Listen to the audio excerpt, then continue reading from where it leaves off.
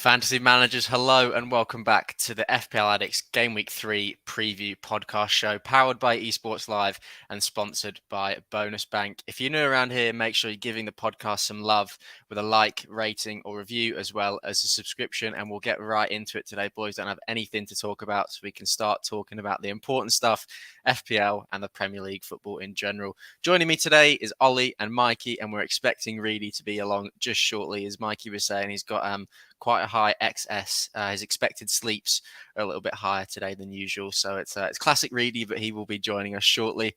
And Jack and Charlie can't be with us today, but Charlie has filmed his review for his team, and you'll still get Captain's Corner with Chaz. So you still get your fix of CC on your Friday morning or Friday evening podcast, wherever you are listening or watching along in the world. So boys, Premier League is going to be back for Game Week 3 this weekend. There's been a lot that happened in Game Week 2. You know, some people played their wild cards. Some people brought in Darwin Núñez. Didn't turn out too well for certain people. But there's been a lot of things that have shaken up how people are going to, move forward with in FPL. So a man who did bring in Darwin Núñez is the FPL Reverend Mikey. And Mikey, I just want your reaction to that headbutt. Mate, I think it just goes to show how much of an unpredictable game Fantasy Premier League really is. We can try our best looking at our statistics. We can look at Darwin, even though he was on the pitch Game Week 1. We saw he got 1 goal, he got 1 assist.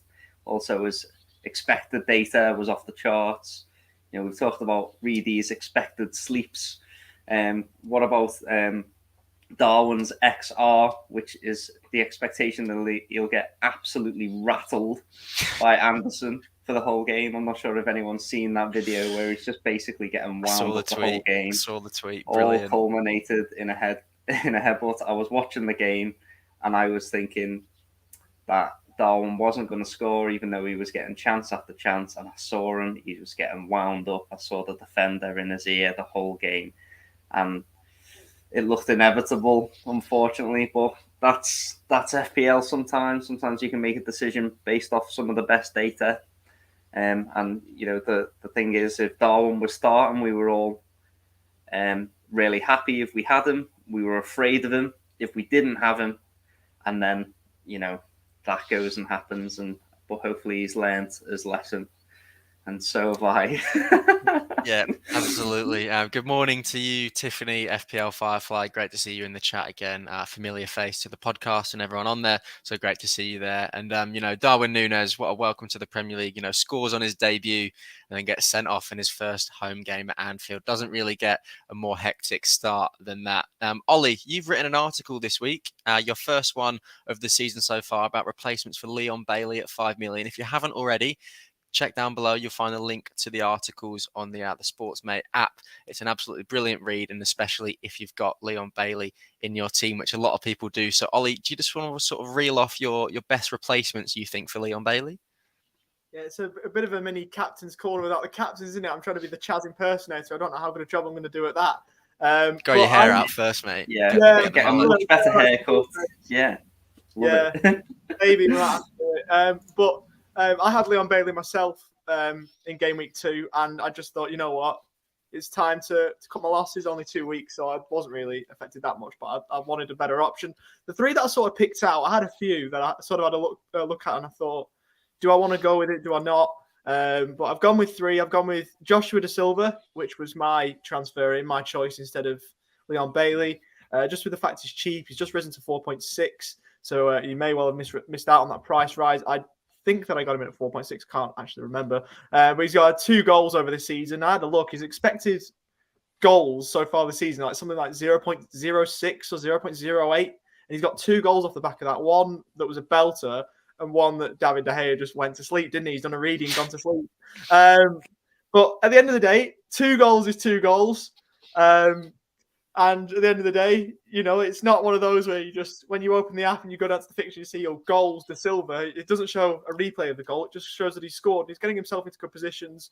The one knock that I did have on him, though, was the fact that he's not got as many minutes as some other players.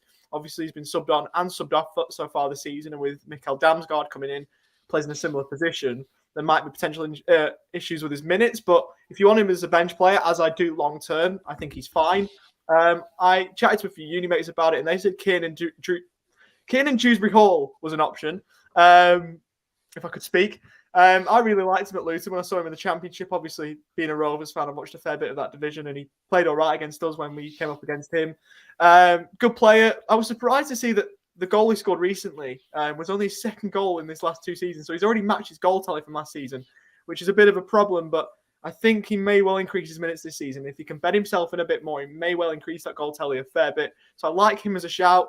And the third one, Rodrigo. The only reason why I didn't go with Rodrigo is that I had other transfer plans and I didn't want to take a hit to save $1 million. I didn't really want to save $1 million anywhere. But if you feel like you want to save $1 million or you've got no other transfer plans, Rodrigo's a good shout. Currently the top scorer in FPL, ahead of the likes of Salah and De Bruyne and Kane and Haaland and whoever else.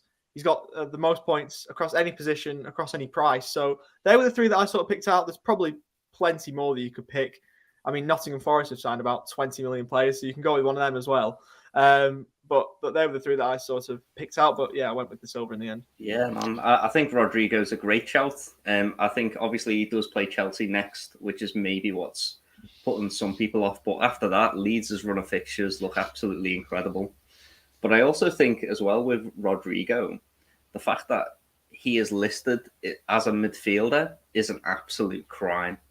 Like, so we know he's going to be getting the extra clean sheet points on the rare occasion that Leeds do manage to pick up a clean sheet. He's going to get the extra point for the goal as well. So also with Bamford out, I think Rodrigo is looking like Leeds' main man up front, the main focal point of their attack. So it's going to be great. And now, speaking of the main man, he has risen indeed.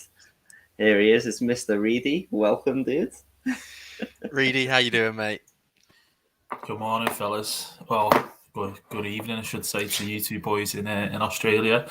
Yeah, I'm doing okay, doing well. Friday's here, so that's always going to be a good thing. And the footy's nearly back, so there's things obviously we're going to talk about from last week that maybe me and Mikey might experience or have experienced a bit of pain on that, but it is what it is. We're grown men. We have to accept our decisions and we move forward. That's the way it is. So yeah, I'm good. I'm good, mate. How are you? So much pain. You can hear it in his voice. You can absolutely hear it. Good to see we're getting so many questions and comments in the live chat. If you are joining us live, get as many questions and comments in as you possibly can, and we'll do our absolute best to get to them. This was Chris when you were talking about Damsgaard and De Silva. Ollie, they've got a great run of fixtures to Brentford. And that was actually my next topic that I wanted to talk about, boys. So, Chris, that is what's known as a segue in radio, and you have really assisted me there. So you get your 3 FPL points for that. Brentford have got an absolutely glorious set of fixtures, boys. There's going to be a lot of people bringing in Tony, De Silva, Damsgaard, Rico Henry, David Raya, all these sorts of players, because their fixtures are absolutely brilliant. Reedy, are Brentford a team that you think that people should be really focusing and targeting now? 100%. Don't see why not. As you've just mentioned there, the fixtures look fantastic. They've started really, really well. People are giving them a little bit of a, free pass because free pass because of the United game. People aren't really sort of counting that. But I mean, to beat United 4-0, even as bad as United are, it is still some achievement, especially when people were writing them off because Eriksen's left and gone to United. So would Tony be able to sort of do what he did last season? But they certainly don't look shy of being a fantastic team this year. So yeah, fixture wise, they look brilliant. So I think assets like Tony, De Silva has been mentioned, even Jensen, who's not probably been mentioned by people, who did really, really well in their last game. So you've definitely got to have Brentford players on the radar. They've got Fulham away next. And then the next 2 after that, I'm afraid, Mikey, are Everton. And then it's Palace away, which is slightly trickier because obviously Palace are a pretty decent team. Toughest fixture in the league, that. Yeah, you'll win that. FDR 5, that. FDR 5. So yeah, I don't see why not. I mean, yeah, so there's some really great value players as well. Don't forget, So 7 mil for Tony, but then below that, there's a fantastic choice of players that you can pick from. Yeah, I love the fact that Jack isn't here, and already there's been several pops at Man United. So let's just keep them going. Anything to take the focus away from the fact that Everton have lost their first 2 games, I'm more than happy to. If there's anything worse than losing your first 2 games, it's losing at home to Brighton and losing 4-0 away to Brentford. So you can take that. Oof. So, we we'd be giving it more, I reckon, if Jack was here, and he deserves it. That's why he's not on the podcast today. He's still crying from the weekend, I hear. So, yeah, his head's in his cereal bowl, and he's still got tears dripping down his eyes, saying, "Oh, Ronaldo's going to score 20 this season. It's going to be fine." But it's not looking good for Man United, and it's not going to get any easier for them because their fixtures coming up. We just talked about Brentford and how nice their fixtures are.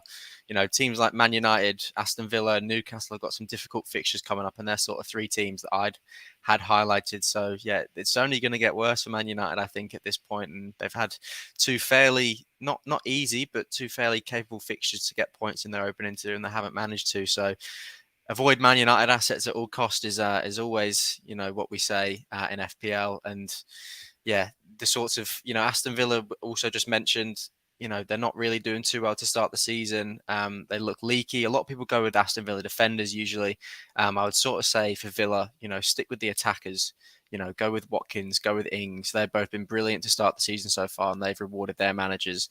And then for Newcastle assets, who I'd also mentioned, I'd just wait until, we've got Man City, then Palace, then Liverpool, which are 3 quite difficult fixtures coming up. So I'd just wait until the green fixtures start flourishing a little bit more, like Brentford, and then you can sort of go with those assets again: the Trippiers, the Wilsons, the Dan Burns, the Fabian Schars, if you really want to, dip your toes into that. So just hold off with those sorts of 3 teams at the minute of 3 that I've highlighted, and then you can go back to them and sort of pick them again when their fixtures are a little bit nicer. Mikey, what other teams do you sort of think at the minute have some really nice fixtures though? At the minute, I think Spurs fixtures after the first couple of games are looking quite good. I think it's one of the reasons why this week I may be on a certain Sir Harold Kane, but we'll more on that later. So I think definitely having a Spurs attacker is something that we can look at, because I think some people were kind of put off them after their first 2 fixtures. I think people were umming and ahhing over that Chelsea fixture especially. But after that, they're looking quite good. I think one of the things that are maybe putting us off some of the more key Spurs assets is their minutes at the moment, because we're unsure still about what Perisic is doing. And he's tempting, very tempting indeed. The fact that he came on and took corners with both feet was so naughty on either side of the pitch. So you can see the assists coming in there from corners. So, yeah, really looking forward to having Spurs assets. I think Chelsea also have incredible fixtures. So if you're not on some of the Chelsea defence, I would definitely recommend that. One of the few positives that I was able to take from a wild card was the fact that I do have Reece James in my team. And I was umming and ahhing about getting him in. I was a bit concerned because of Chelsea's defence in pre-season. They were looking leaky, but Reece James there with the obvious reminder that we don't bring in these Chelsea wing backs for their defensive returns, but for their offensive returns. So yeah. Yeah, absolutely. And Chelsea, a team that the fixtures are getting a lot greener for now. As you've said, a lot of people turned away by the, conceding 4 in pre-season to Arsenal, but they do look to be doing the goods this season once again in the Premier League. It's good to see you in the live chat, Damo. And we've got a question from Tiff, and I'll go to you for this one, Reedy, because you know absolutely everything about absolutely everyone. How close is Sinistera to being ready for Leeds? Well, obviously in terms of his injury, it was a big concern, when he was forced off during the Leeds draw against Crystal Palace. He was basically taken off with a hamstring injury, so he could return for his competitive debut against Chelsea on August 21st. So, this weekend. So that's when basically you're looking at him potentially coming back. I mean, I wouldn't get him in just yet. It is a risk putting him in this week for this weekend's fixture. It's a tough one for Leeds, obviously. And we don't know how fit he actually is to feature, whether he can start and so on. But he's looking very good, and he's getting closer and closer to top speed. So you'd have to assume that he'll have been in training this week, and Leeds will be hopeful that he'll be available for the weekend. So yeah, that's the kind of update on him at the moment. But I wouldn't jump in for him just yet. I'd potentially wait till Leeds play Chelsea, and then after that, you can look at getting him in then. Yeah, and the one thing that I sort of thought when I did the research, the article, when I looked at Rodrigo, is his versatility across his career has been unreal. He's played, I think Transfermarkt listed it as a second striker role for Leeds, and I haven't watched a lot of Leeds so far this season, but he's played. Lucky you. He's played. He plays as a bona fide 10 as well. He's played on the left and on the right as well as through the middle, so he can play anywhere across the front three and as a 10. So it just shows that even if Sinisterra does come in, Rodrigo, I don't think that Sinisterra will be playing as a 10, but it just shows that if Jesse Marsh wanted to be fluid, you could push Rodrigo out to the left or to the right or wherever to fit someone like Sinisterra in possibly. So it'd be interesting to see how. How that I mean, at goes. 6.5, it's 6.5, isn't he? So he's 0.5 more than Rodrigo. So you've got to kind of weigh it up really on what's the better option out of the two. Most people would say, based on what you've said there, Ollie, with Rodrigo's versatility, that maybe he's probably the better pick, especially while Bamford's out. So yeah, it's one to keep an eye on, as I say. It's one to monitor. I was really excited to see Sinisterra play in the Premier League. So it was unfortunate he got that injury. So I am looking forward to when he's back and seeing what he's about. And that pacey winger, especially with them losing Rafinha, who we know how much quality he had. So yeah. Yeah, absolutely. I'm glad we got you boys here, because about as much as I know about Sinisterra is that he's got a quick card on FIFA, and that's where the extent of my knowledge goes with him. So fingers crossed, he can turn out to be a good asset, and we can learn a little bit more about him other than the fact that he can run quite quickly. But we'll just have to see. Mikey, the freemium, you've talked about it so much this season already. The 1EM, the freemium. Oh, bro. What is the way to go this season? Do you have any sort of idea? We're 3 game weeks in now. Do you still know which way managers should be going? I can't believe it. Oh, it's embarrassing, especially after I chatted so much wham about the freemium in pre-season. And I think it just goes to show that FPL is a game where you just have to react. We've got IBK in the chat saying disaster meme. and I think that's one of the things, you only really end up there if you've had a disaster like I have, which is, you've one of your players has had the red card, and so yeah, I have ended up on a freemium, because Darwin got that red card, and also Bowen, by the way, who I had on my wild card. Bowen looked terrible. He obviously looked naughty transfer, as you described it. I know, and it was all set to be quite good, and then against Nottingham Forest, he was just absolutely absent. Just to make you feel even worse, Mikey, he scored a great goal last night, Bowen. I know he did. The Conference League. Antonio and the new man, Skamaka, I think his name is, they all scored. So definitely 3 people to look out for, because I do agree, the Bowen pick might just be the wrong timing. Maybe he needs to find his feet a little bit this season. But if he gets firing, and I'm sure he will be a fantastic asset. And so the thing about Darwin is that I was looking at assets below his price range, and I was thinking, there was nothing that really excited me. So I feel like, some people have gone for Tony, and some people have downgraded their Darwin to Mitrovic, and I just wasn't feeling that. And so I had a look at the check, and I saw that I thought, who can I get if I downgrade Bowen? Let's just say hypothetically. So I looked at Bowen to Rodrigo, and then if I did that, I had the exact amount of funds needed to go Darwin to Harry Kane. And those 2 players aren't exactly terrible. So I thought, I'll catch the price rise, and then just go for it. Ultimately, like, as much as I hate the fact that I'm on a premium, sometimes in FPL you just have to react to the situation that's given in front of you. In a few game weeks' time, I can always downgrade Harry Kane again to someone like Darwin and then upgrade my defence, for example. But yeah, it hurts, Elliot. Thanks for bringing it up. Yeah. It's been such a big part of our discussion on the podcast so far this season is, how many premium assets do you need in your team? Tiff's just said that she's still got a premium. She's got Haaland, Salah and KDB, which I think is 3 fairly good players to have in your team at this point. Quack, back to you, FPL Rubber Ducky. Great to see you in the chat once again. And he's just asked about your wildcards, boys. We'll touch on that in just a little bit. We will touch on their wildcards because, spoiler alert, it didn't go according to plan for a few players in their teams. Certain Darwin Núñez might have caused a few issues for them both, but we will get onto that just a little bit later. Ollie, Erling Haaland or Harry Kane was a massive debate going into the season. It's been a massive debate after game week 1, and it's now a massive debate after game week 2 as well. You're someone who I believe has taken Harry Kane out of your team for Erling Haaland, despite him scoring. So you back Erling Haaland more than Harry Kane so far this season? I do, and I went with Kane because of really it was a bad game, one bad game from Haaland, and I had Haaland all the way through pre-season and fluffed it.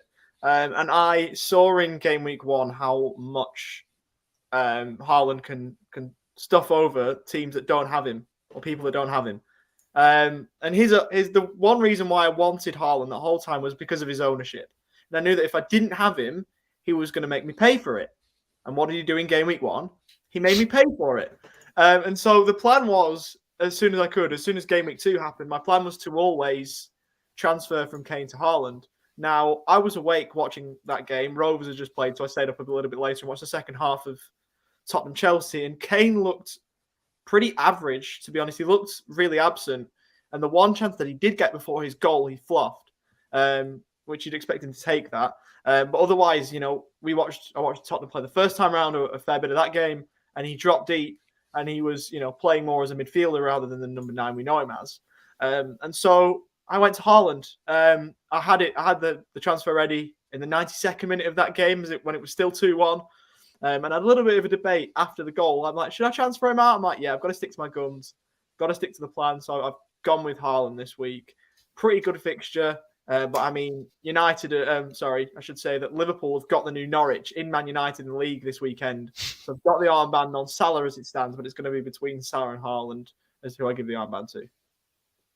Yeah, I think it's an interesting one. And Rabaducky's just said in the chat that you could only do the Haaland-Kane transfer one more time and get away with it pretty much. Because I think, we're going to see Haaland just keep rising and rising. And Kane, we're not too sure what's going to happen with him. He's had an interesting start to the season. Only 2 game weeks in, obviously, so we're not going to read into it too much.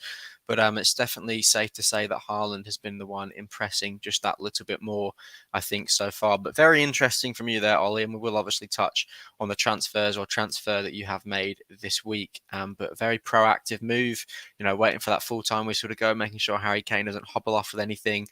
We know he's very, very injury prone at times. So a very, very proactive move. And yeah, obviously what you think is going to be best for your team. So we'll move on. Sorry, if we'd have hobbled off it made my job easier. Definitely, because you would have gone straight to Haaland. I would have just transferred him out anyway. Absolutely. You were waiting for nothing. You could have just made it at any time. But it doesn't matter in the end because he is the man who is going to be in your team next week, and it is not going to be likely that it is going to be Harry Kane unless you transfer him back in. If you hear that Haaland has a little injury, but we don't know what's going to happen. Fingers crossed, not trying to put anything into the universe as someone that doesn't own Haaland and still doesn't by game week 3, but we'll just have to see. We will move on because we have got the probabilities for clean sheets and goals by Bonus Bank. If you haven't heard already, Bonus Bank have launched a free tool this season, which is going to help everyone with their FPL mini leagues. The tool displays the probabilities of clean sheet of each team and which players are the most likely to score for them as well. It's obviously useful in determining which defenders to bring in and helps with your captain choices and which midfielders and attackers to bring in as well. So for this week, the top 3 teams with clean sheet probabilities. In second, we've got Man City with a 43% chance of keeping a clean sheet away at Newcastle. And then in joint first, we've got both Arsenal and Tottenham. Arsenal play Bournemouth and Tottenham play Wolves, and they are both a 48% chance of keeping a clean sheet according to Bonus Bank. So get your Man City, your Tottenham, and your Arsenal defenders in if you're a stat man like the FPL Reverend himself sitting at the top right of the screen there. We know that he likes to use this tool every single week. He gets his hands on every single bit of data that he possibly can. So he's waiting for the 3 players that are most likely to score. And it's people that we've already talked about on the podcast already. In third is Mohamed Salah. He's got a fixture against Man United. He's got a 41% chance of scoring against them. Harry Kane is in second with a 48% chance of scoring against Wolves. And Haaland is the number 1 pick for this week. I have a feeling we're going to see those 3 names a lot this season in this section. And he has a 53% chance of scoring against Newcastle. So, Mikey, what do you make of the stats for this week? Do you sort of agree with what the generators picked out? Yeah, I think as with stats, I think it's always good to see what the sample size of the data is being picked up on. So a lot of that stuff is historic. I think obviously whilst those stats are great, what I do think about, and I think you might appreciate this, is I think that maybe Newcastle could be a slightly better team than the stats are making out, just because of recency and their current run of form. They are currently the 4th best defense in the leagues in 2022, and in terms of goals conceded. So they are looking really good, and I think that Haaland, who is adapting to a new league as well, which is something that stats can't pick up. As much as I love a stat, there are certain things that stats can't pick up. So, hopefully, if you're a Newcastle fan, you might fancy yourself against that Man City side. Also, another thing that stats don't pick up is the fact that Man City historically struggle at St. James's Park. It is one of those bogey fixtures for them. So, yeah, definitely rely on the stats, and I think that they're great. But there are certain things that stats can't measure, and I think Newcastle are one of those teams right now which could be a lot better than we're giving them credit for. Ooh, liking everything that the Reverend's saying there. It's music to my ears what you're saying. It's giving me hope for a Newcastle result this weekend. So I was going to let you keep talking for as long as you wanted there, but we do have to cut you off because we've got a fair bit still to get through today. Sandwich Podcast is asking what your team is saying, Reedy, so it won't be too long. We're going to go into how our teams went next and talk about our transfers. And Josh, who's an absolute legend of the FPL Addicts community, says he was just a couple points off the manager of the week for this week, which is very unlucky. But like before, it does segue me perfectly into the manager of the week this week. So it's Lockie Nixon. He hauled 85 points this week, which is a brilliant score. I think the average was around high 50s, so well above the average there. And he earns himself the 40 Aussie dollar cash prize pool for this week. So congratulations to you, Lockie. And we'll hope to see you on the podcast at some point soon because you're doing quite well at the start of the season. I was checking the leagues, so we'd love to get you on the podcast as soon as possible. And don't forget, for everyone out there listening or watching along, you can still enter our mini leagues. In the description down below, we'll give you all the information you need, or you can head to fpladdicts.com.au, which will have a link which can help you quickly register and the details of the paid or the members leagues we're calling it this season, and all the information about all the prizes as well. Elsewhere in our competitions, in our public league, Andrew Murno still sits on top with a big haul of 91 points. So if you thought 85 was big, 91, just 9 points off the century mark there. In the Women's League, Mira from Canberra hauled 84 points this week and sits in first place. And then in the head-to-head, the admin still sits on top of the ladder in our league of 16. So a lot to play for in all those leagues, and definitely they're spicing up towards the start of the season so far.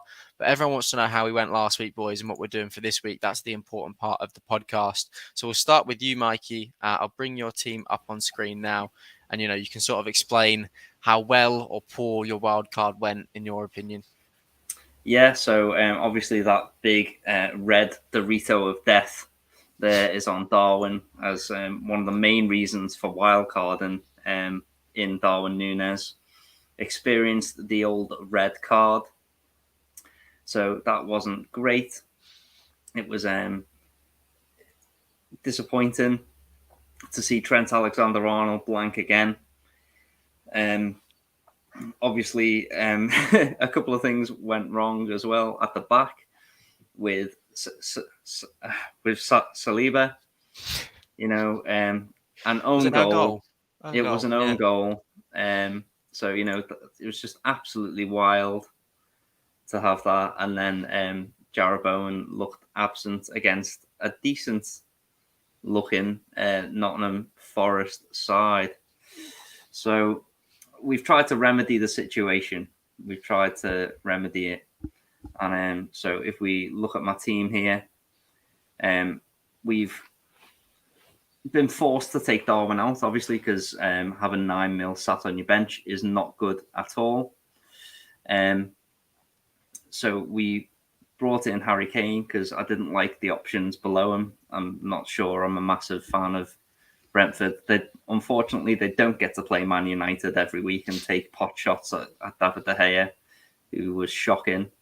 And so, you know, I wasn't really feeling Tony. And, you know, I was going to give Bowen one more week, but obviously the red card has dictated and forced my hand to do something a bit drastic. So we've got Rodrigo here and we've got Kane for Bowen and Darwin. So, yeah, the team not looking so weak because of the fact that it's on a freemium. But at the same time, you know, either Haaland or Kane can become Nunes again, or even someone like Jota, by the way, because like let's not forget that he exists when he comes back from injury, and then I can upgrade some of those defenders or perhaps even the goalkeeper. But yeah, thoughts. I could just tell how difficult that was for you to it's horrible, mate. explain your choices. Ollie, I'll let you give your thoughts on the Reverend's re-evaluated scraps from his wild card in game week 2. I don't think his wild card was actually a bad team. So he just got really unlucky with the Darwin Nunez stuff that we talked about. Obviously, we said off air, didn't we, that you can't predict stuff like that. You can't predict Joachim Andersen absolutely playing a number on Darwin. How good was that from him? From a defensive point of view, from Palace point of view, he's absolutely played it to a T. And Nunez has reacted. He was so good in game week 1. I was even thinking about maybe bringing him in. So it's not a bad move. Neither was Jarrod Bowen for mine. He's not a great start to the season, but you know we've seen what he's done in the past in a claret and blue shirt. But the recovery from that isn't too bad. I like the Rodrigo move, even with a tough fixture this week, and to bring in Harry Kane. Again, I've just transferred him out, so I hope that this week at least he does really, really poorly just to justify my decision. But I like the recovery, to be honest. Yeah. It's so funny the fact that I've chatted so much rubbish about freemium, because one of the things that I was saying pre-season was, oh, you can only captain one player, and yet here in my team I've got 3 premium assets and the armband is on Jesus. It's all gone wrong. Yeah, I was going to say, if we had shown you this team before the season and said this is what your team's going to look like in game week 3, I don't think you'd be too happy, Mikey. I'd have thrown myself into the river, Mersey, mate. So it is going to be a negative 4 FPL, from you this week, isn't it? It's going to be a hit. Yeah, FPL Rubber Ducky with the consolation there saying FPL can be so cruel. TT, there, much love, my friend. I'll be back, Priest. Yeah, you know, like Arnie, I will be back. And all the love. You're getting all the love in the chat, Mikey. Just unlucky. I think that's one of the things is like there are certain things that you just can't predict. And so, you know, I adapt, I move, I get on with it. We bring in Harold. We have 3 premiums in, and then I put my faith in Jesus. Let's see what happens. Absolutely. You know, if you're not going to put your faith in Jesus, then I think you're doing the wrong thing because of your real life profession and the title as the FPL Reverend as well. So really excited to see how you go this week, Mikey. I think you've got a brilliant team on paper. So fingers crossed this week they can do a little bit more from you and there's going to be no red cards or own goals. We'll keep our fingers crossed and we'll move on to your team, Reedy, and see how you managed to get on in game week 2. So take us through your team. Yeah, well, the good thing about Mikey taking so long and you know, sounding so in so much pain about his wild card is I pretty much had a very, very similar team. So he's done me a favour there. Really, I don't really need to kind of say too much because Darwin's the standout and so Saliba. So yeah, I mean Jesus. I'll tell you one thing. I was playing around my team. I was considering not having Jesus. Imagine I'd have not picked him. Wow. I'd have probably not been on the pod this week, guys. I'll be honest. I probably wouldn't have been here. But yeah, very much of the same as Mikey. Salah getting a blank again, which I know a certain Mr. Rubber Ducky will be happy with. Going no Salah.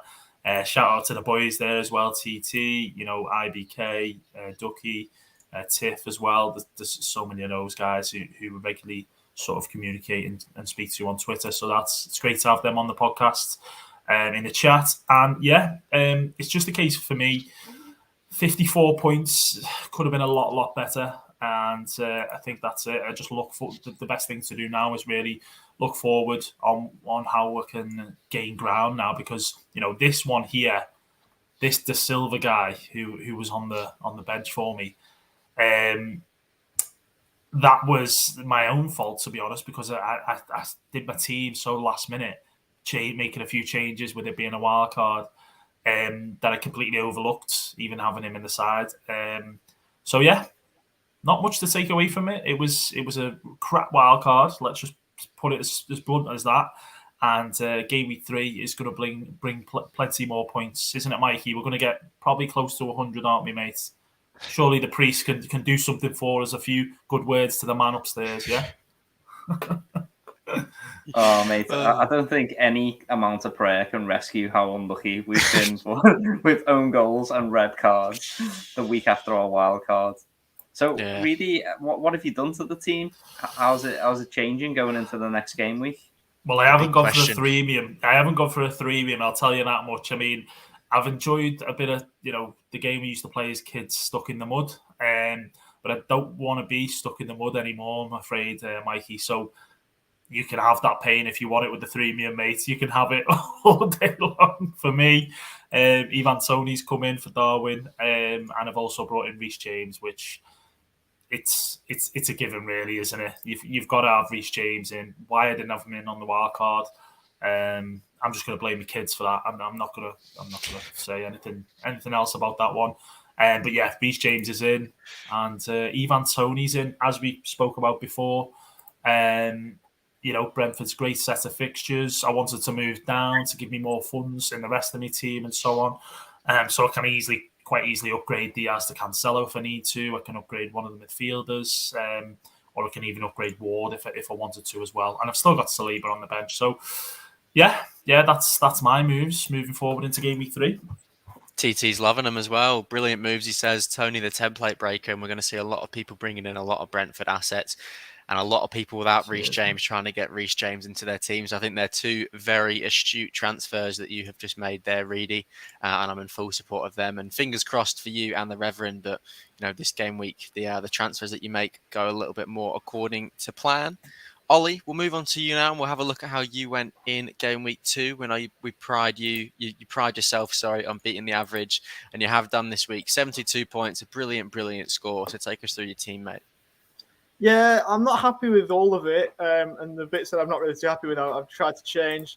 Luis Diaz, massive fan of that. I said pre-season when we were on with Ali, Bruce Ball, that I had a feeling that Luis Diaz would just do something for me, and lo and behold, he's done it. 9 points this week. What a goal that was, by the way. What a goal. I'm sure that Reedy absolutely loved it. Just doing cartwheels from wherever he was watching the game.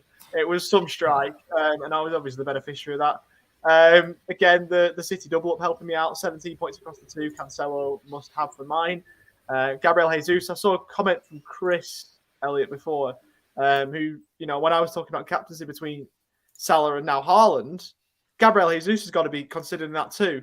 And just on that, we've got Chaz, who's not here, but we'll talk about captains later on. So I'm sure he'll give a better insight than I'll be able to do. But it's something I've got to consider.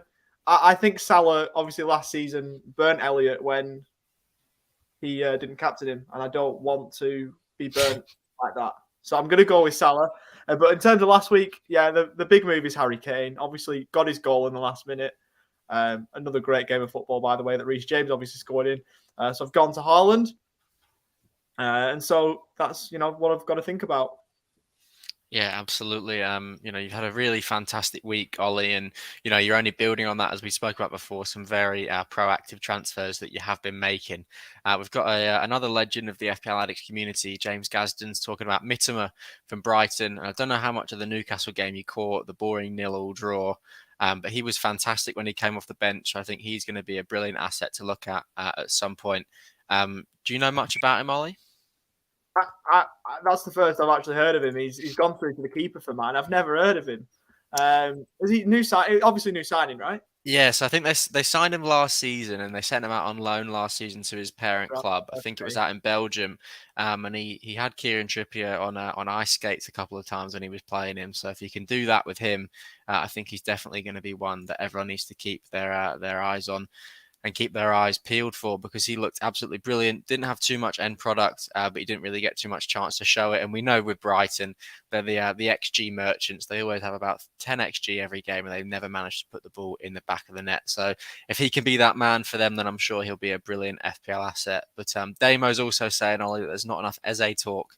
Eze and Crystal Palace have had a good start to the season. So, the likes of Zaha, Eze, do you think people should be getting them in their team? I've said many times that I quite like Ebery Eze as a footballer. Again, another championship baller, and I like championship ballers. He's some player, but obviously the injury last season didn't help him. Obviously got the assist for Zaha's goal. And I think if he puts a string of games together, there may be a point in time later on this season, maybe in a couple of game weeks, where we can't turn him down. Obviously, it's quite early in the piece, so he's got a little bit more to say, I reckon, on his season, Ebery Eze, but low ownership, 1.5% under that. He's at the moment 1.4% he's on, and obviously got a fair few minutes in the game so far. Palace's run is a bit Jekyll and Hyde, though. They've got City in game week 4 and Chelsea game week 9. Leicester game week 11. And they've got, I was going to say United then, but they're nothing to shout about, are they? But Eze is a potential option, but I don't think I'll be looking at him. But you're probably right to bring him up. Yeah, absolutely. And, thank you for giving us a little bit of insight in towards your team and your game week last week, Ollie. You had a brilliant score. I'm sure there'll be more of the same this week. I've got to talk about it. And as much as I don't like to talk about how well Jack's doing, especially considering he's not here, we could just move on. But he did have an absolutely brilliant week. He was up there, nearly there for manager of the week. But thank God that he didn't win that. Am I right, boys? We would have been. Yeah, anyway, so... So 78 points, not really too much to shout about all round. His transfers this week, I think he's taken St. Maximin out and he's gone to Odegaard and he's got rid of Matty Cash and he's gone to Rico Henry. So that's pretty much all that we need to talk about. And yeah, Jack, it would be great to see you on the podcast. Differential, doesn't he? He does. He's moved from Saint to Rico Henry, so he's spicing it up a little bit this season and trying to keep it as interesting as he possibly can for himself. But unfortunately, both of those players, Cash and Saint Maximin, didn't work out for him. So he'll be hoping that Odegaard and Rico Henry can bring him a couple more points this season. But on to more important things. How I went this week was 60 points, just about above the average. And like Ollie was saying, good in spells with certain parts of my team, and then there were some things that I just wasn't happy about. The points really come from 4 main players: Trippier, Cancelo, Walker, and then Jesus doing the heavy lifting for me this week. And then everywhere else on the pitch, it was pretty much just blank City. Not too many people doing anything. Salah with another blank was unfortunate. Neto, Wilson, and the 2 Liverpool defenders again. Trent somehow managed to pick up a bonus point. Not entirely sure. He just gets so many crosses into the box, creates so many chances that the bonus point system always favours him. We said that so much last season. So he somehow managed to get himself a bonus point there. But there isn't too much to shout about from my team, just about scrape the average. But on to bigger and better things this week for me. Transfers wise, I have already made my 2 transfers. I haven't had to take any hits because I had 2 transfers banked. And I've gone from Kieran Trippier to Mark Cucurella at Chelsea. He was brilliant against Spurs, and I'm keeping my fingers crossed that he can fill the no Reece James void for me. And then it is also Callum Wilson to Ivan Toney. So 2 Newcastle players out. Hurts me to say. I think we're going to struggle against City and we'll struggle against Liverpool. So I don't really want them in my team, but after that, I'm sure they will be popping back in and being a part of my team. But Cucurella and Tony are my 2 moves this week. Similar to you, Reedy, you brought Tony in this week. So do you really back Tony into to do the business this season so far? Yeah, I think it's a great move. Of course, we've made the same move with the up top, and we've both brought a Chelsea fullback in. Cucurella, I love that one as a some would say a differential.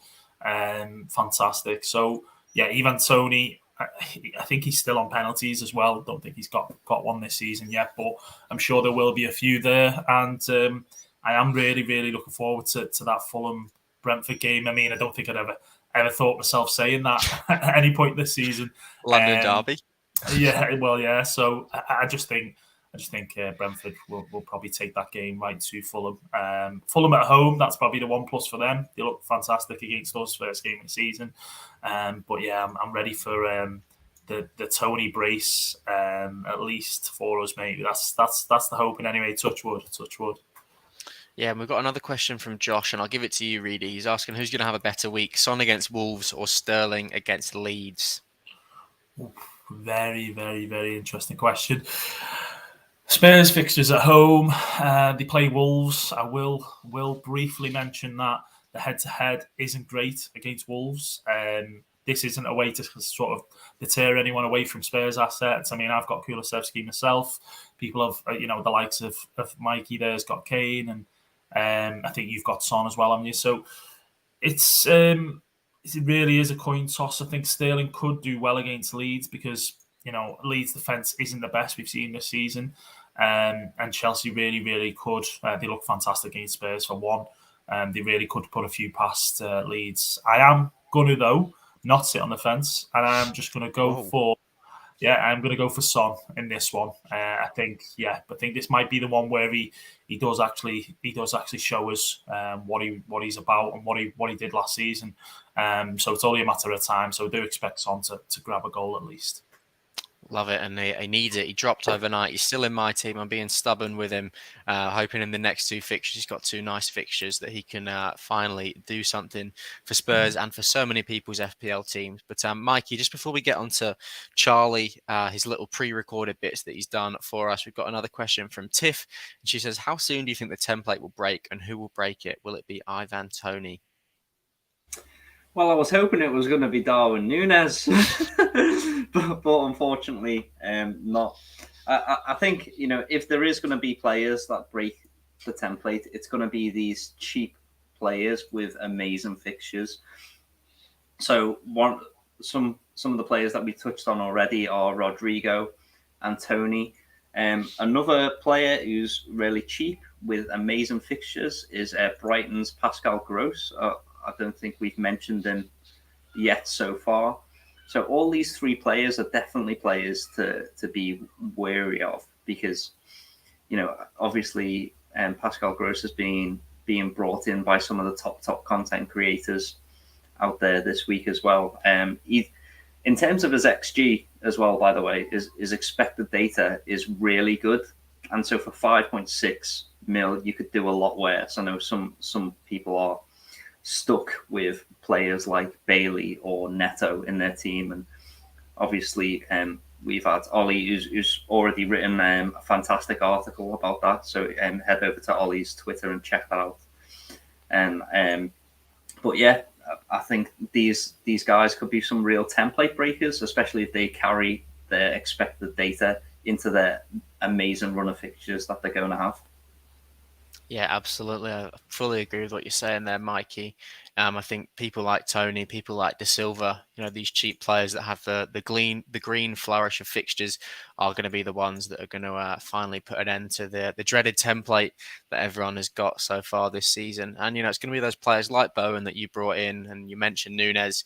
So when the red cards die down and the own goals die down, I'm sure things will definitely change for you. As I mentioned, Charlie, unfortunately can't be with us today, but he has managed to pre-record the review of his game week 2. So I'm just going to play that for us now, boys, and we'll be back in a little bit. Hello, boys. Yes, thank you for having me on once again. Unfortunately, I'm really sorry I can't be with you all this evening for the Game Week 3 edition, but unfortunately, life commitments have come in my way on this occasion. So Here I am with my team debrief. Firstly, from game week 2, we have a look at it. Ended up on 62 points, which was a better performance compared to the opening game week of 46. Just going through the side very quickly. Leicester keepers, we can't really comment on much, but I am very considerate in terms of, is it time to transfer them out within the short-term future, or do we wait for a good while? Because it seems where whoever I started with compared to the keepers that are outperforming who I have at the moment are just blazing away with more points. Cash with a blank, and it does hurt me to say that he did drop in price. So if you back to card surcharges, you're the real winners. And if you're stuck with him, well, you're a real loser like me. Cancelo was excellent once again. I think within the opening 2 game weeks, he's been one of the star performers and definitely the best defender. Alexander-Arnold, Robertson, both against Crystal Palace. This is what my game week sort of lent on from a defensive aspect, going from a double up. And with the last 2 game weeks has shown that it has come really risky and it hasn't benefited my way, to say the least. However, he did get a bonus point somehow. And you do get those performances sometimes from Alexander-Arnold. He gets those little 1 or 2 bonus points, even though when he doesn't get a clean sheet. I think his passes are really excellent throughout. And his chance creation is certainly through the roof. We go to Leon Bailey.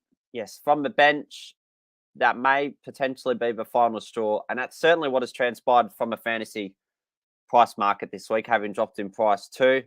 Still unsure, more inclined what to do with him, but just don't know where to.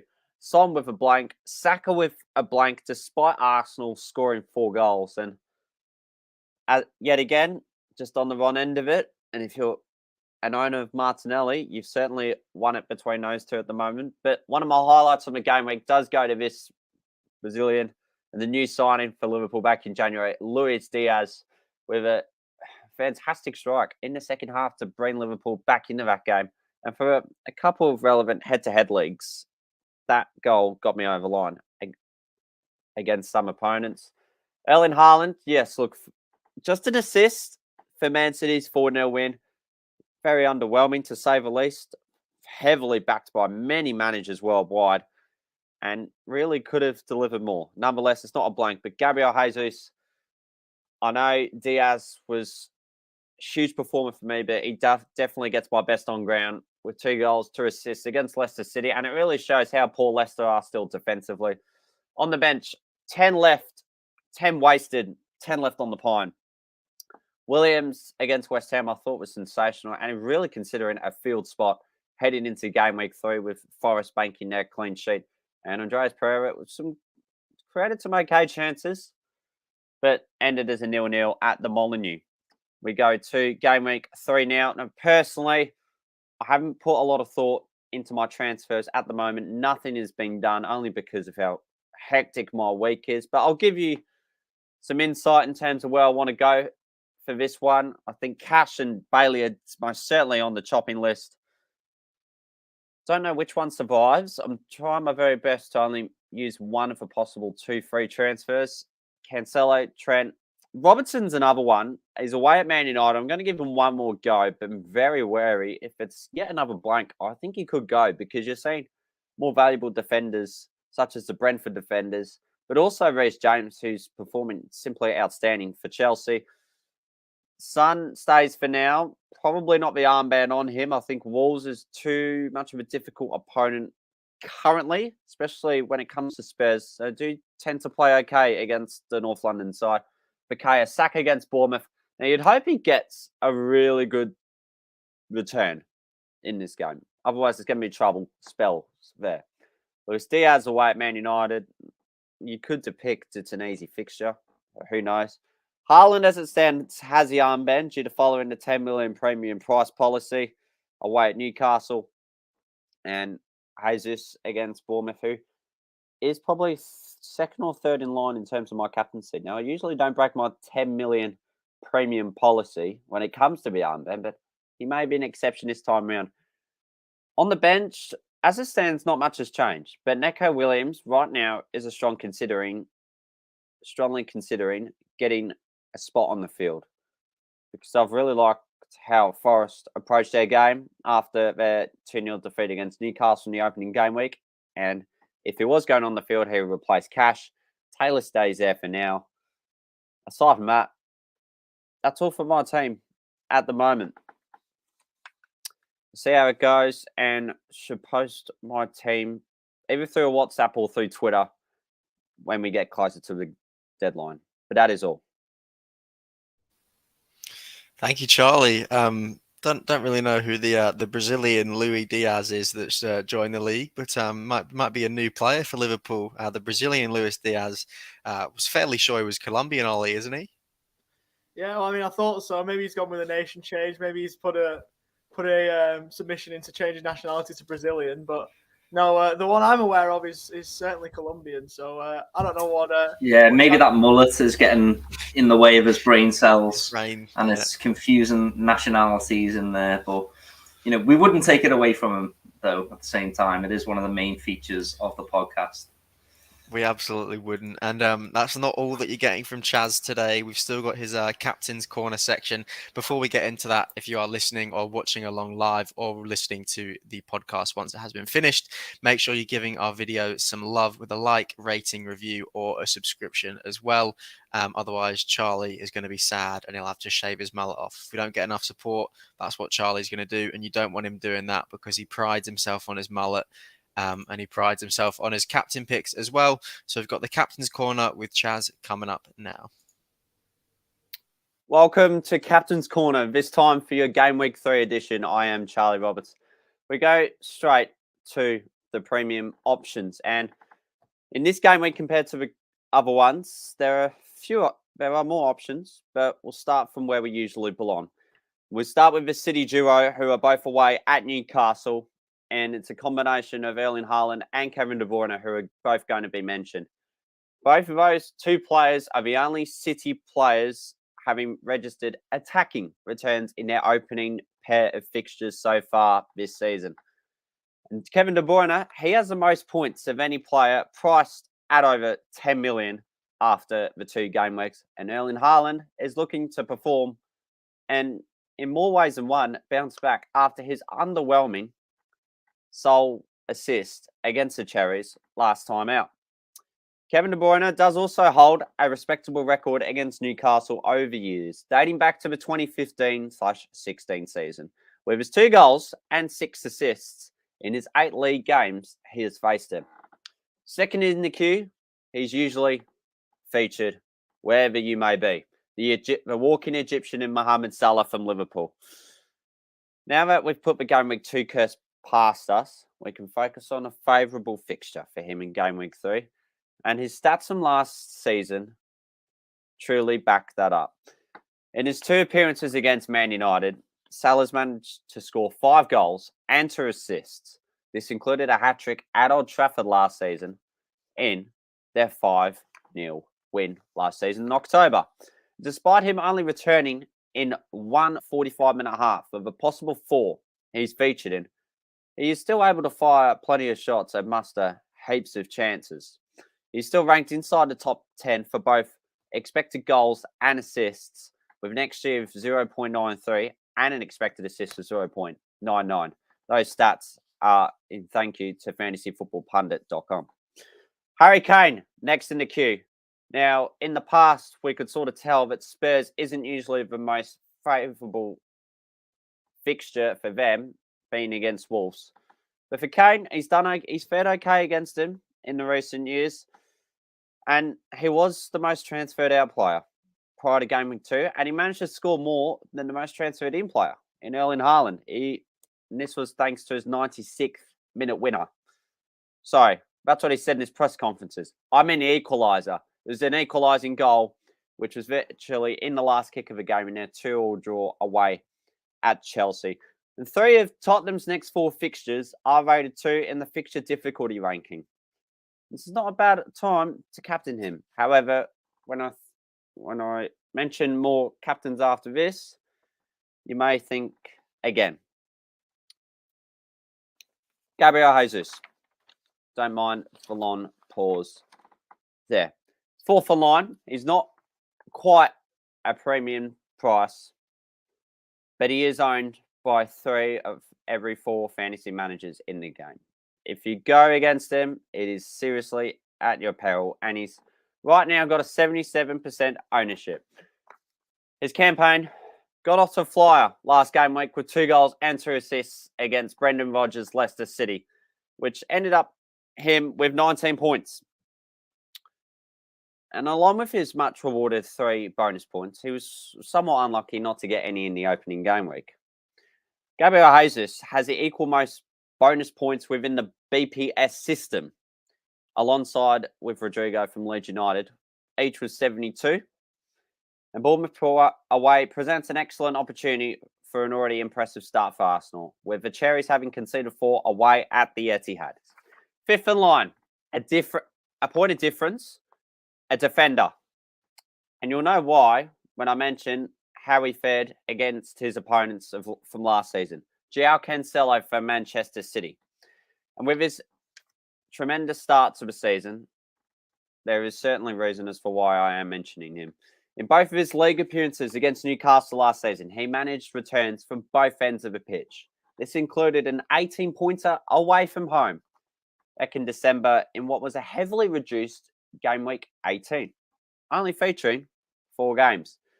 And to start the season, he's already kept a clean sheet in both, alongside an assist in game week 2 against Bournemouth. And with these sublime returns thus far, it has made him the second highest scoring defender in the game. Only Newcastle's Fabian Schär has more than him. There's your captain's corner for this edition. All the best for your armband. What an absolute legend that Charlie Roberts is. He's given his captain picks to us for the week. Was liking it towards the start, and then he started talking about how much Man City are going to dominate Newcastle, and I was, considering turning it off, boys, but the community probably needs to hear that just a little bit, but not too much, Charlie. Not the biggest fan of your captain picks this week. Very Man City centric, and also, the obvious choices, the Salahs, the Jesuses. So it really is,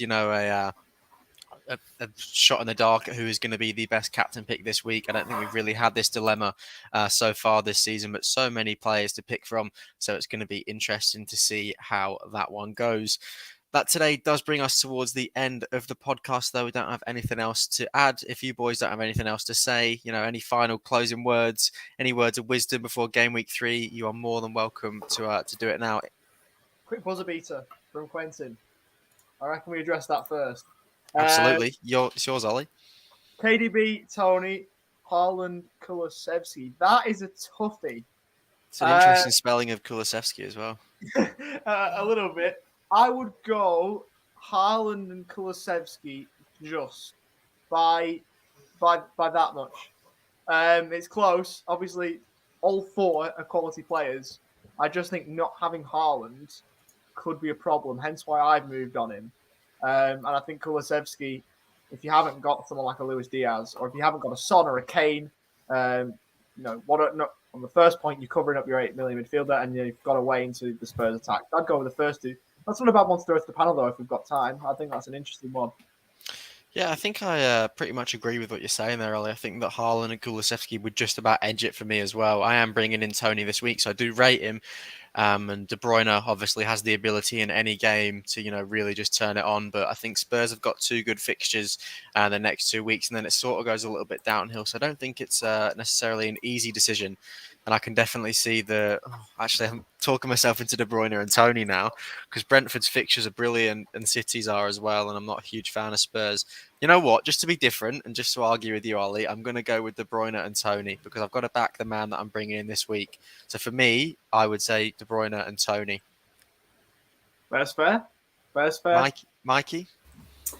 Yeah, I'm afraid I'm with you on this one. KDB and Tony, not because of any particular preference, or any particular fixture reason.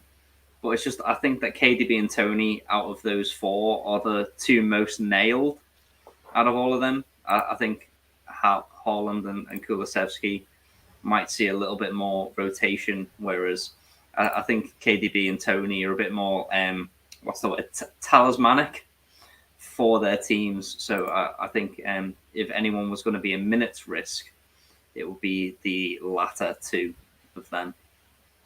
I think that's a fair call to make there. And Reedy, are you going to agree with me and Mikey? Of course, you're not going to agree with what Mikey says. No way, no chance on earth.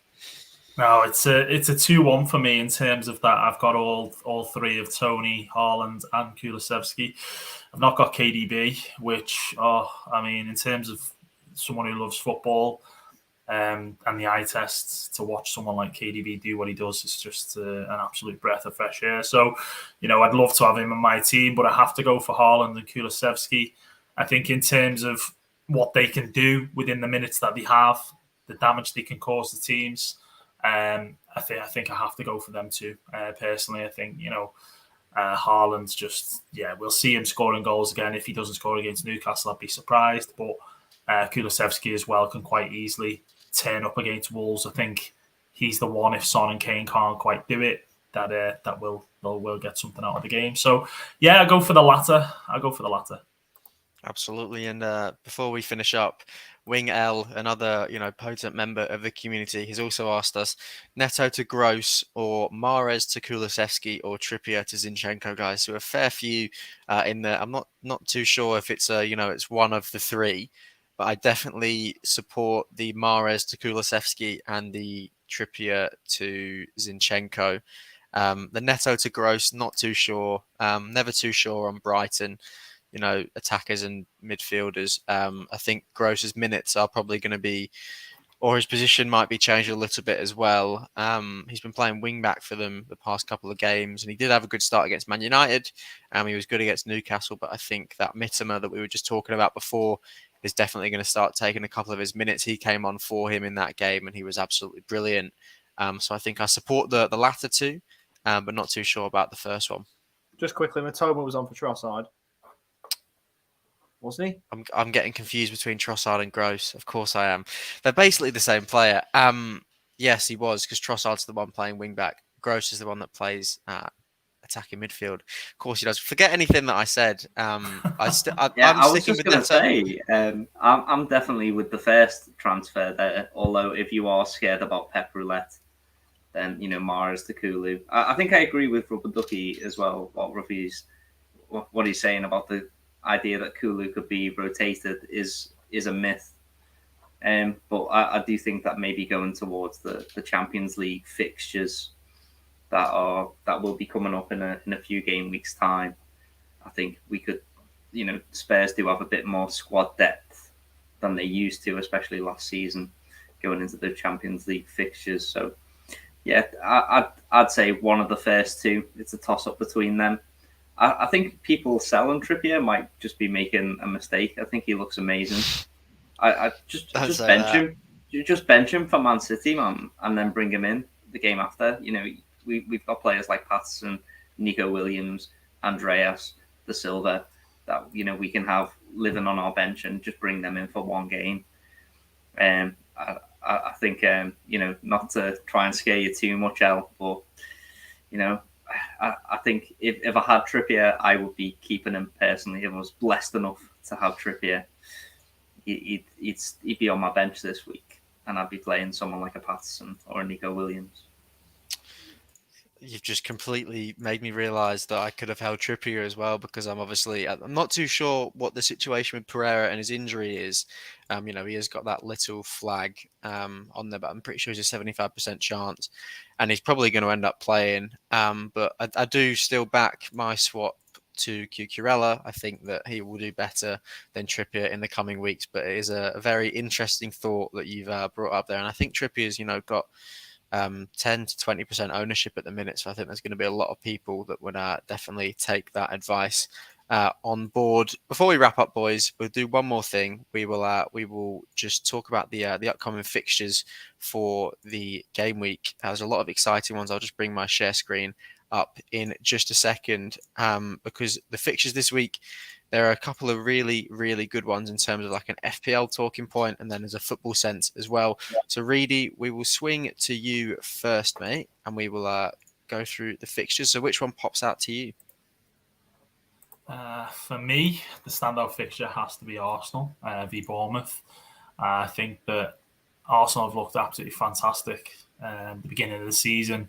Leicester, they just absolutely pummeled them, even though they did leak a couple of goals against them. But everyone's on the Gabriel Jesus train at the moment, 78% and rising. So he's a serious contender for captain this week. And Gabriel Martinelli has looked brilliant as well with his 2 8-pointers. So that one for me is the one where I think that Arsenal really, really are gonna throw everything at Bournemouth, and I do expect a lot of goals in that game. So that one for me is the kind of pick that I'd go for. Love it.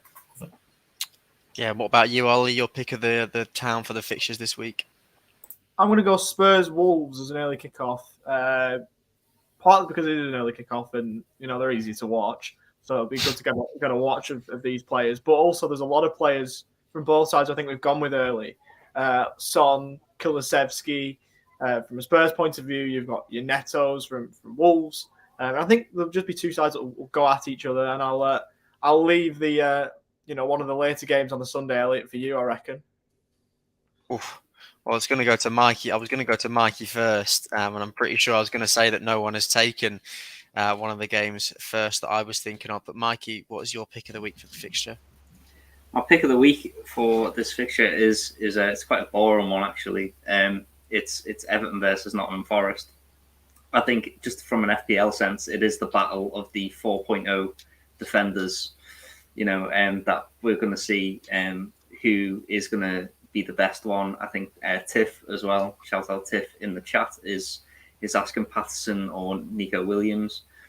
I think with Everton's addition of Onana, we're hopefully going to see. Well, just in terms of me being an Everton fan, what's his name, Mikey? Onana. What's his name? I have to. I'm sorry. Brilliant. Yeah. Shearer. Yeah, the 4.0 defender derby, as IBK says, which is brilliant. Yeah, well done. And I personally, I'm really hoping that the addition of Everton's new number 8 midfielder is going to see some defensive solidity for us. Everton haven't played with a recognised defensive midfielder since we sold Idrissa Gueye over 2 years ago now. We've not had an actual defensive midfielder, so hopefully we'll be a bit more solid. Maybe we'll be getting some clean sheet points, and maybe Patterson will be flying up and down the wing like he has been the last couple of games. Maybe even grab us a cheeky return. We'll just have to see. You're talking a lot up about the Toffees there, and I'm sure it'll all just come crumbling down with Everton, as it always seems to do season after season for them. But we'll just have to see for that one. We sat in the box office with our popcorn out. In terms of the remaining fixtures, I think the big ones, Man United Liverpool is obviously the big fixture. I think I can't believe no one's mentioned that in too much detail there, but I think that is the big fixture for me. And then Newcastle City as well. It's another one that I think is a fairly big game, and a lot of FPL assets are going to be expected to do well in both of those ones on the Man City and the Liverpool side. Is anyone tempted to do something a little bit dramatic in the Man United Liverpool game in terms of FPL? What, with a certain Mr. Mo Salah, you think? Yeah, potentially. Is anyone tempted? What, like a triple captain? Something like that. I wasn't going to mention the TC word. I was tempted with the TC, but I don't think I'm going to do it. I think come on, you've got to. I want to save it for later in the season, but you know what? I'm going to think about it. I am really tempted to go with the triple captain of Salah against United. Because he was so good last season, weren't he? And it's one of those that if he gets another hat trick, no one's used a triple captain this early. You just rocket up the leagues, don't you? So just a word of warning, though, Ollie. Playing your chips too early. Me and Mikey know too well now, don't we? Yeah, but it can't always go to plan. You just played your wild card. That was, I mean, as well as that, to build a team, and you throw it all away after 1 week. So, well, as well as that, though, where Ollie, people played the triple captain for Haaland last week against Bournemouth, and look what happened with that one. So, I think one of the things that we need to recognise in FPL is that there's always exceptions to the rules. Sometimes we always say, "Oh well, you have to definitely captain a double game week player," and then we saw last season with players like from Watford and stuff getting the armband. and stuff like that. I think, you know, if Dennis. yeah, He's exactly. back. You know, He's I know back. if return of was the going menace. to argue in favour of the triple captain, I think, you know, Liverpool are one of the best in the league right now for expected goals. And I also think, you know, sorry, Jack, if he's watching, but Man United look absolutely shocking. They look an absolute shambles. And it looks like it's a possibility for a perfect storm of one of the best attacking teams versus a team in absolute free fall. Yeah, the one thing I would say that puts me, the one reason, this is going to sound really weird, but go with me. The one bad thing about Captain Salah is because of the 4-0 defeat to Brentford, I think United are going to respond. I don't think they can play as bad as that the following week. I think it's a bit of reverse psychology. And the reason why I'm saying it is that, in the Championship for us, Reading got beat 4-0 off Rotherham and turned us over 3-0. It's one of those football is a game you cannot predict. You cannot predict it. And it's going to be an interesting one. I don't think I'll play it. There's an interesting comment about not playing your chips too early. Slightly more, what would you call it, colloquially or euphemistically. But I don't think I'll play it, but I've put it on record to say that I'm contemplating it. So if you don't play it, you're a loser, and we're going to ridicule you next week on the podcast if Salah scores a hat-trick. I mean, if he scores a hat-trick, he scores a hat-trick, and I'll take his 20 points and run. But you can do that if you want, mate. I can't stop you. But he's definitely going to have the armband for you, yeah? Yes, he will. I'm going to lock that in now. He will. Well, by the Reverend's mentality, you can only triple captain one player. So you might as well triple captain Salah this week. God, stop trying to play me into it, El. I could be doing you a massive favour. I could honestly be doing you the biggest favour. He's absolutely gone fishing here, and he's caught a big one. He's caught a big one. Oh God! What am I going to do? Maybe we should do a poll on Instagram, say whether I should play it or not. Everyone wants me to play it because everyone wants the big moments. I think the decisive vote should be coming from this man who's just made a little cameo. It's Charlie Roberts joining us live from the train station in Melbourne. How are you doing, Charlie? Yeah, we're good, thank you, Elliot. Hello, and good morning and good evening to wherever you are around the planet. Pleasure to be here. So, Charlie, Ollie's talking about potentially playing his triple captain this week. You are the captain maestro. We've had your captain picks this week. Do you reckon he should triple captain Salah this week? Whatever you're smoking this week, Ollie, I'm not having any of it. Come on. That's the best way to put it. That's not a bad call. That's not a bad call. I'd say wait it for a double game week. This week and this week only. I preferred when you weren't on this podcast. I didn't think I'd be saying that. Oh, mate. Got a triple captain Salah this week. It was good, mate. It was good. We're just about to wrap up, so as long as there's no more live comments from anyone, we'll end it there. And we thank you all for your continued love and support. Had a lot of questions coming through today, so we really do appreciate that. And we obviously love giving out the best advice that we possibly can. That's why I generally try and get Reedy and Mikey to answer the questions and steer clear of Ollie as much as I possibly can. But we will join you this time next week again, fingers crossed, with a buttload more of FPL points banked for you this season. But until then, take care, stay safe. May all your FPL dreams come true for Game Week 3. Bye for now.